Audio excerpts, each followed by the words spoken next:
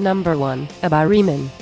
Aborimen is the name of a legendary race of people native to a country of the same name. The people of Aborimen had backwards feet, but in spite of this handicap were able to run at great speed. They lived side by side with wild animals in attempts to capture them failed because they were so savage. They lived in the great valley of mountain was now called the Himalayan mountains. There was a special quality of air which meant if it was breathed for a long period of time it would be impossible to breathe any other type of air, and the inhabitants could never leave the valley alive. The Aborimen people were first described by Pliny the Elder in his book, Natural History. A similar tale is recounted by Aulus Gellius in Attic Nights. Number 2. Abattoir.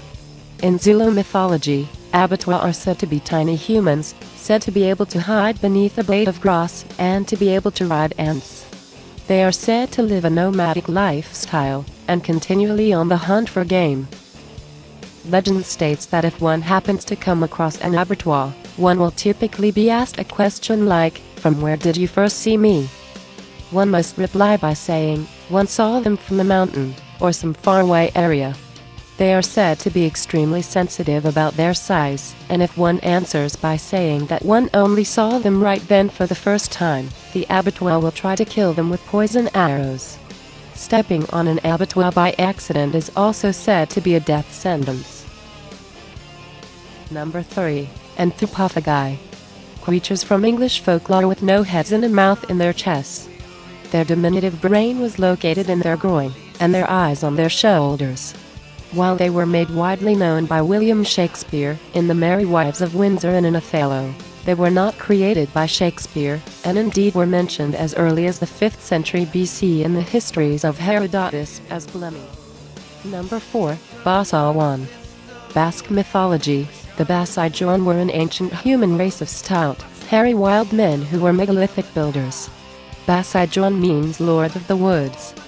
They once dwelt in the mountains of the Basque Pyrenees of northern Spain and southern France. They had knowledge of magic. The Basigeon was heavily built and about 2 to 3 meters tall. Dark reddish hair reached their knees. They were very agile, strong, hairy beings with animal characteristics. The Basigeon watch over the forests and all wild creatures. Number 5. Giwozny. Giwozny is a race of tall, wild women found in the forests of Poland. They attack people and sometimes carry off young men to be their husbands. The Giwozny throw their breasts over their shoulders to run more swiftly. Number 6. Ibugogo. Ibugogo is a human-like creature which appears in the mythology of the people of the island of Flores, Indonesia, of similar form to the elf. These little people are said to be about 1 meter tall, covered in hair, pot-bellied and with ears that stick out. They are held to walk somewhat awkwardly and are often said to be murmuring in what is assumed to be their own language. It is also said by the islanders that the Ibugogo can repeat what is said to them in parrot-like fashion. Number 7. Firbolg. In far antiquity the Firbolg were the rulers of Ireland. Immediately before the arrival of the Tuatha Dé Danann, who many interpret as the Gaelic gods. The king of the Tuatha, Nuada, sued for half the island for his people, but the Firbolg king refused.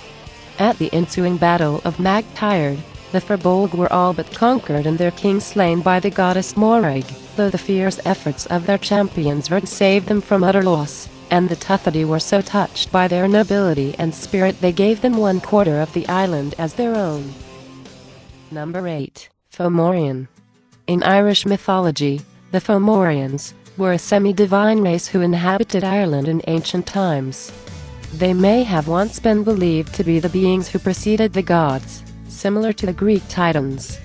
It has been suggested that they represent the gods of chaos and wild nature, as opposed to the Tuatha Dé Danann who represent the gods of human civilization. Alternatively, they may represent the gods of a proposed pre-society population of Ireland. Number 9. Giants. The mythology and legends of many different cultures include mythological creatures and monsters of human appearance, but advanced size and strength. Giant is the English word commonly used for such beings. In various Indo-European mythologies, gigantic peoples are featured as primeval creatures associated with chaos and wild nature, and they are frequently in conflict with the gods, be they Olympian or Norse. Number 10. Savai. The Savai are described as wild men-like hairy creatures from the Venezuelan jungles and the Colombian Andes that, according to the local Amerindians, construct primitive huts and crude weapons. These beings are said to be extremely dangerous, ill-tempered and carnivorous, eating men but carrying off women for breeding purposes. Like the Aboriman, it is asserted that the Savai is easily recognized by the traces of its feet, the toes of which are turned backward.